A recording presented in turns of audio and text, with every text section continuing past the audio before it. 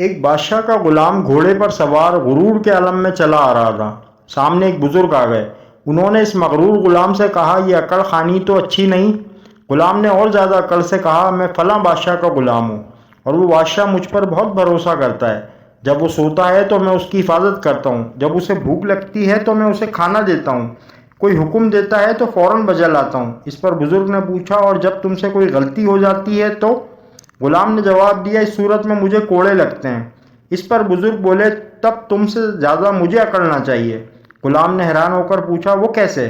بزرگ بولے، میں ایسے بادشاہ کا غلام ہوں کہ جب میں بھوکا ہوتا ہوں تو وہ مجھے کھلاتا ہے، جب میں بیمار ہوتا ہوں وہ مجھے شفا دیتا ہے، جب میں سوتا ہوں تو وہ ہر طرح میری حفاظت کرتا ہے، جب مجھ سے غلطی ہو جائے اور میں اس سے معافی مانگ لوں تو بغیر کوئی سزا دیے اپنی رحمت و مہربانی سے مجھے بخش دیتا ہے۔